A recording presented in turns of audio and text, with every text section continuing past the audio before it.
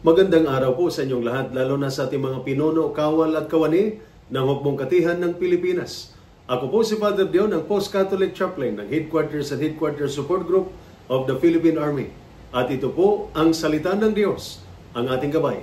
Ngayon po ay Wednesday, July 9, 2025, ng ika-14 na linggo sa karaniwang panahon.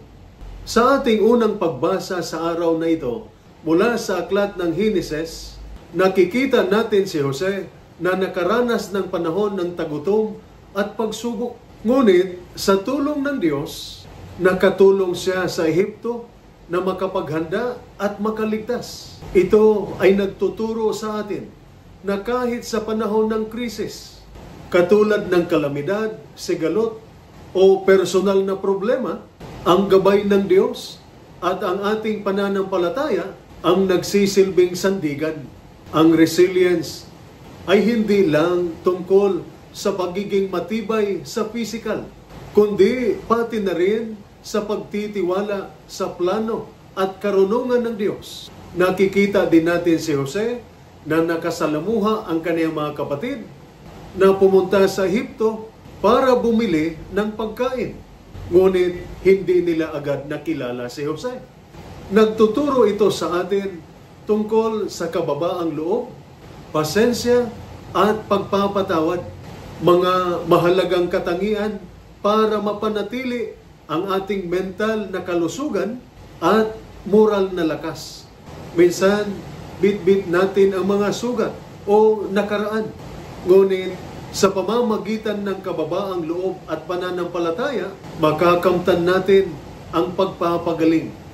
Sa ating ebanghelyo naman sa araw na ito, ipinadala ni Jesus ang kanyang mga alagad upang mangaral at magpagaling na may kapangyarihan galing sa Diyos. Ito ay paalala na ang ating lakas ay nagmumula sa Diyos. At kapag nagsisilbi o naglilingkod tayo ng may habag at tapang, pinapalakas natin ang ating espiritu. Isang paraan upang ating mapanatili ang ating resilience. Mahalaga ang resilience dahil sa dami ng stress, kawalang katiyakan at pagsubok na dinaranas natin. Maaaring ito ay sa deployment, matagal na panahon na pagkawalay sa pamilya o personal na problema. Ngunit ang totoong resilience ay hindi lang tungkol sa pagtitiis. Ito ay tungkol sa paglago, spiritual, moral at emotional.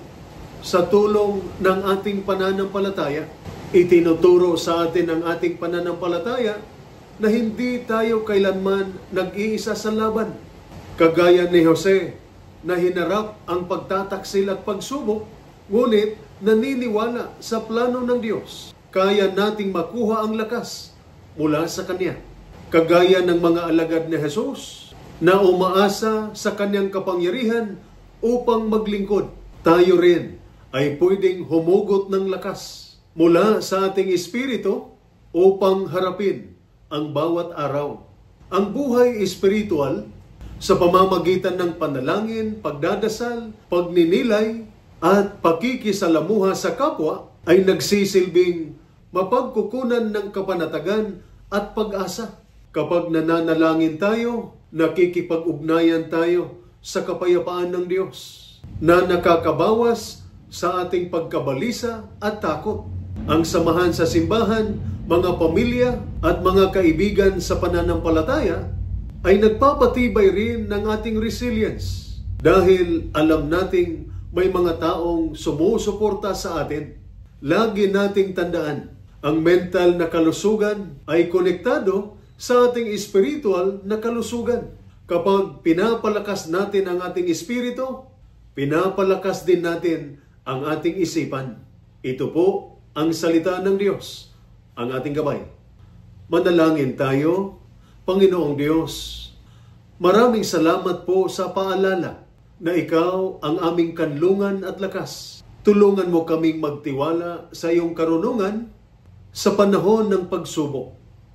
Punuin mo kami ng iyong kapayapaan at resilience upang makapaglingkod ng may tapang at habag. Pagpalain mo ang aming mga pamilya kapwa sundalo, at ang lahat na sumusuporta sa amin. Gabayan mo kami na palakasin ang aming espiritual na buhay upang maging matatag sa katawan, isipan at espiritu. Amen.